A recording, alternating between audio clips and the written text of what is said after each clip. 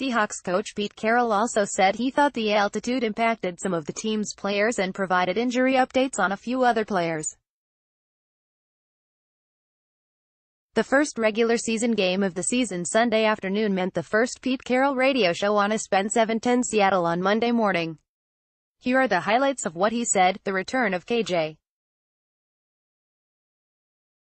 Wright this week would be miraculous. Wright, who missed the Denver game after having arthroscopic knee surgery 2 weeks ago, Carroll said, it would be a miraculous return if he makes it back this week. Carroll, though, said Wright was scheduled to run on Monday for the first time since the surgery.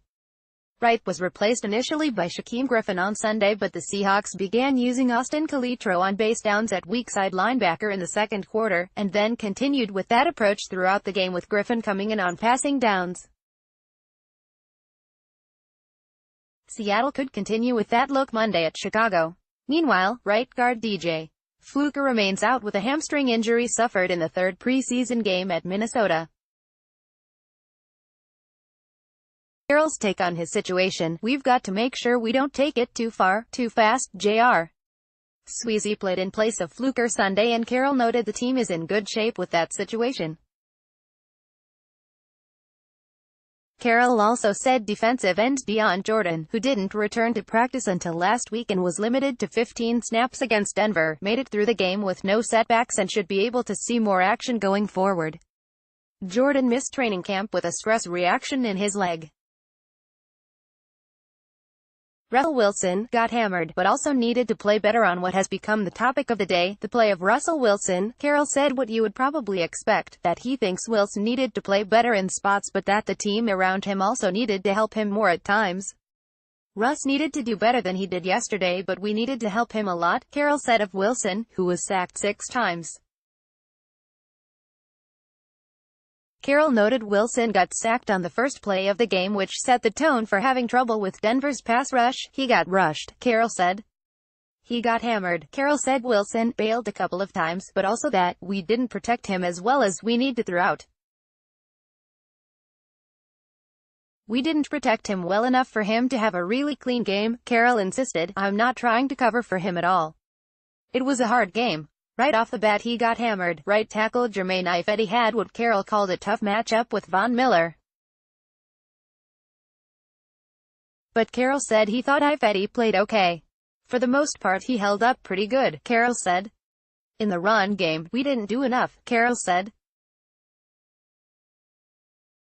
Despite this being Brian Schottenheimer's first game as Seahawks offensive coordinator and the team's much-publicized goal of reviving the rushing attack, Seattle actually ran it less than at any time in the 2017 season with just 16 attempts.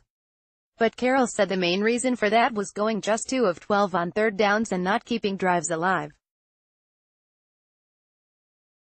We didn't do it enough, he said of the running game. Didn't convert on third downs. The Seahawks' 64 rushing yards was fewer than in all but 2 games last season, and if you include Wilson's sacks, the Seahawks had 39 passing plays to just 16 runs. According to TeamRankings.com, Seattle's pass percentage of 70.91 is the 4th highest so far in the NFL. The passing plays included the first 2 plays of the game, a sack and an incompletion. Carroll said the Seahawks had a couple of plays they wanted to try there and hinted that Denver showed a different look than expected on the first one. Didn't want to be conservative going in, Carroll said. Knew we needed to score some points to get going, but Carroll said reviving the running game remains a priority.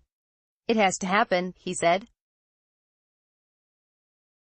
You can't get a sack when you are running. The altitude made an impact. Teams always downplay the potential impact of the elements ahead of time, and teams also are limited in what they can do to deal with something like altitude. They think it's not practical to pick up their entire operation and move it somewhere for 3 to 4 days ahead of time for a regular season game.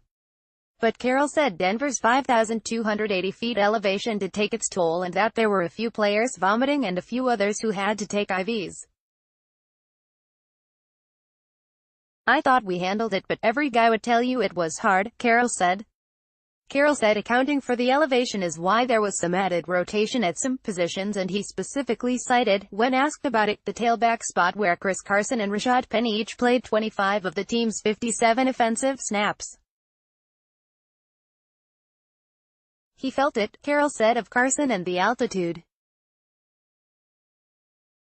Those guys were feeling it a little bit. The Seahawks arrived in Denver Saturday afternoon, keeping to what is their typical schedule for games in the Pacific or Mountain time zones.